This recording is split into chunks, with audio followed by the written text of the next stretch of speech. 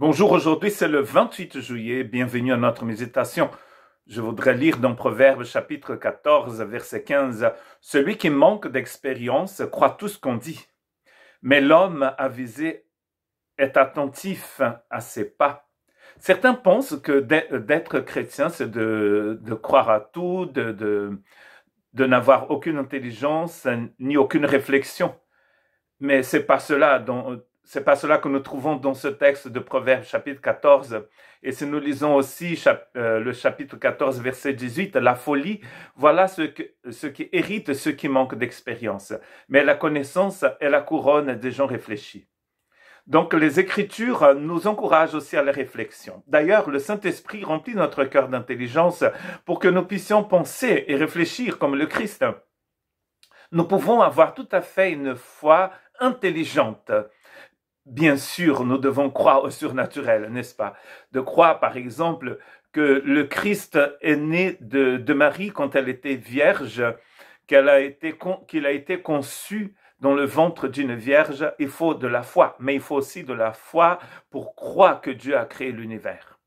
Mais cela ne veut pas dire que nous n'avons pas une réflexion sur notre foi. Nous pouvons réfléchir aussi.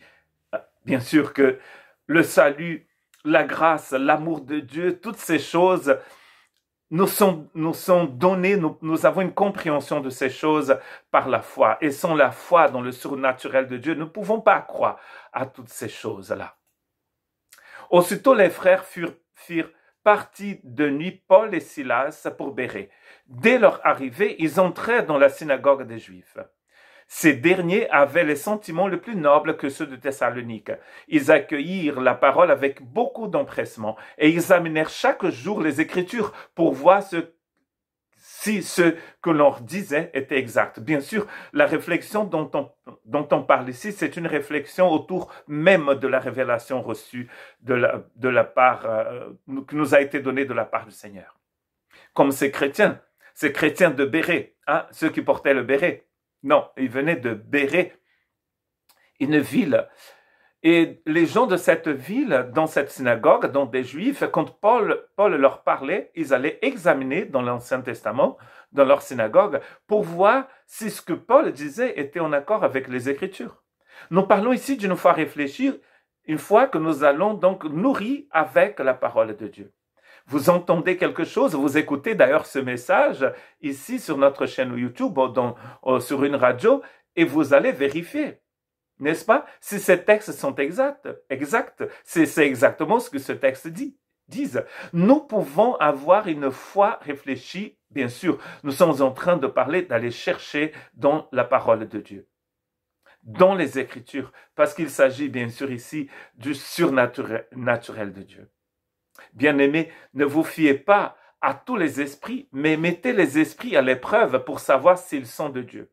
Car plusieurs prétendus prophètes sont venus dans le monde. Là encore, nous allons aller regarder dans les Écritures saintes que nous aimons tant pour voir si ce qu'on nous raconte est vraiment biblique, on pourrait dire.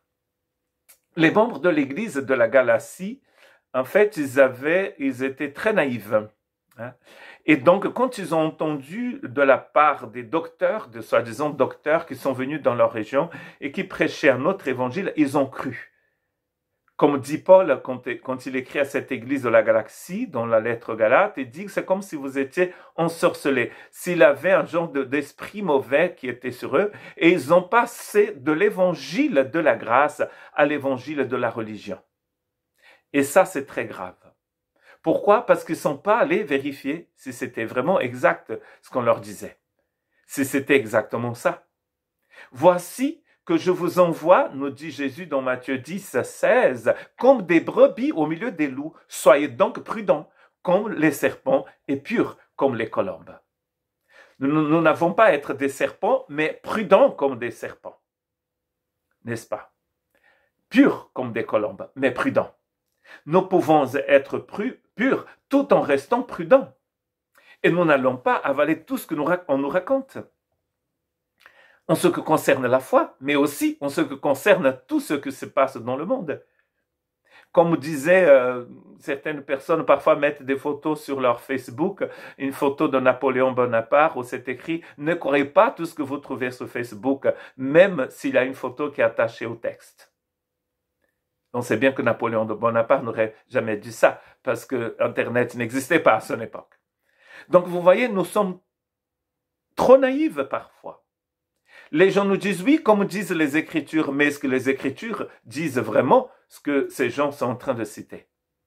Depuis ton enfance, tu connais les saintes Écritures qui peuvent te rendre sage en vue du salut par la foi en Jésus-Christ.